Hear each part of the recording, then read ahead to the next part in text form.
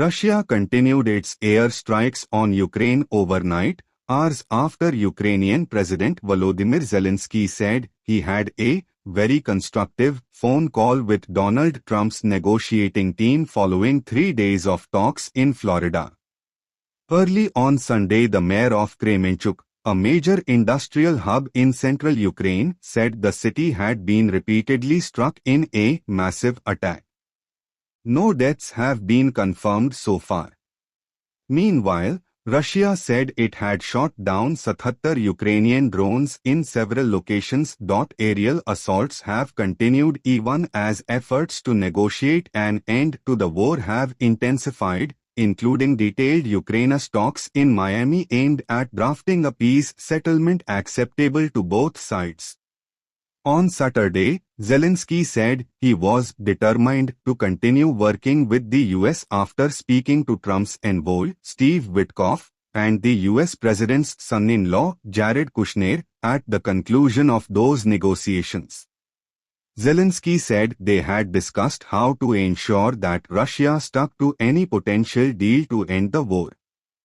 Hours later, Kremenchuk Mayor Vitaly Malets said his city had sustained a massive combined strike on its infrastructure. The extent of the damage was unclear as of Sunday morning, but the mayor said water, electricity, and heat had been cut off for some.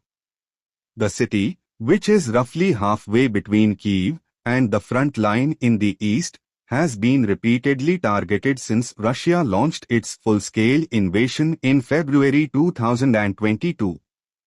The White House has pushed Kyiv and Moscow to agree to a multi-point plan to end the war, but there has been little sign of a breakthrough, despite both sides engaging with the US-led process.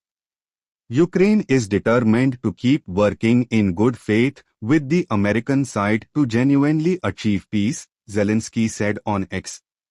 We covered many aspects and went through key points that could ensure an end to the bloodshed and eliminate the threat of a new Russian full-scale invasion.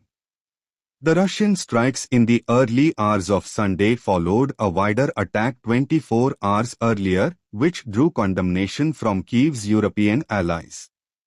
In a social media post, French President Emmanuel Macron said he had spoken to Zelensky and offered his full solidarity. France is determined to work with all partners to secure de-escalation measures and to impose a ceasefire, Macron added.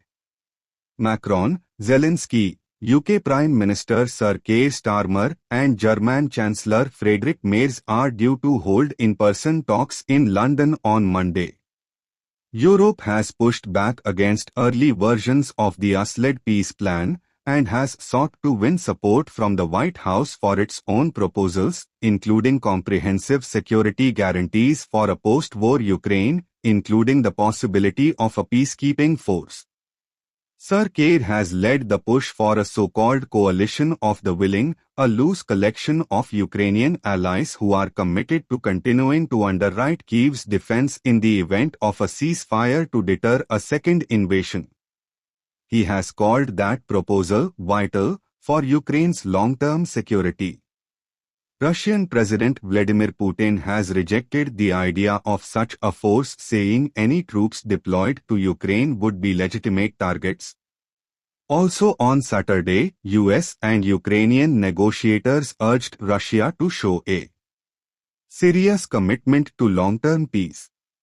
The joint statement was issued days after Witkoff returned from talks with Putin at the Kremlin, which failed to produce a breakthrough.